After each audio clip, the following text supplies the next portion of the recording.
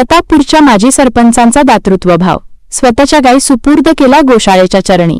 साक्री तालुक्यातील प्रतापपूर गावातून एक स्तुत्य आणि प्रेरणादायी उपक्रम समोर आला आहे। सामाजिक व धार्मिक जाणीवेतून प्रतापपूर येथील माजी सरपंच धनराजनाना गांगुर्डे आणि त्यांच्या पत्नी सौपूनम गांगुर्डे यांनी आपल्या स्वतःच्या गायी गोशाळेला दान केल्या आहेत। ग्रामीण भागात शेतकऱ्यांना शेतीसोबत पशुपालन करणे दिवसेंदिवस कठीण होत चालले आहे। जनावरांसाठी चाऱ्याची टंचाई, वाढते खर्च आणि बदलती परिस्थिती यामुळे अनेक पाळीव जनावरे उपासमारीला सामोरे जात आहेत। या पार्श्वभूमीवर या गायींना जीवदान मिळावे यासाठी तालुक्यातील बळसाणे येथील गोशाळेत गायदान करण्यात येत आहे। सागरचंद टाटिया यांच्या प्रेरणेतून हा उपक्रम राबविण्यात आल्याचे गांगुर्डे दाम्पत्याने सांगितले। हा कार्यक्रम सागरचंद टाटिया यांच्या निवासस्थानी भक्तिमय वातावरणात संपन्न झाला। कार्यक्रमास काटवान परिसरातील शामराव गांगुर्डे, धनराज गांगुर्डे, सौपूनम गांगुर्डे, नाडसे येथील सरपंच विजय भामरे, माजी सरपंच कुंदन देवरे, राजेंद्र गांगुर्डे, ज्ञानेश्वर अहिरे, मधुकर कढरे, विनोद गांगुर्डे, विशाल कुवर, उमेश कुवर, जितेंद्र गांगुर्डे, संजय टाटिया, नरेंद्र टाटिया, राहुल गांगुर्डे यांच्यासह गोप्रेमी नागरिक मोठ्या संख्येने उपस्थित होते।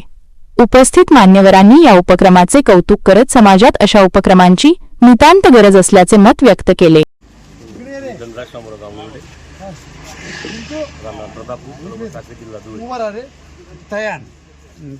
ही पहिली गाय मी दान करतोय गोशाळेला, ते पावसांच्या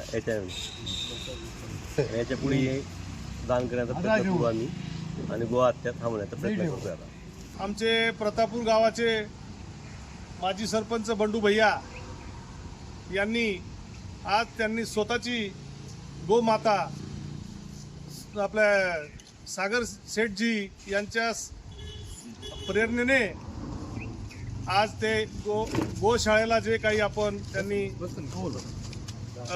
गोमातेचे रक्षण करण्यासाठी दान केलं, असं आपण प्रत्येकाने हा संकल्प केला पाहिजे।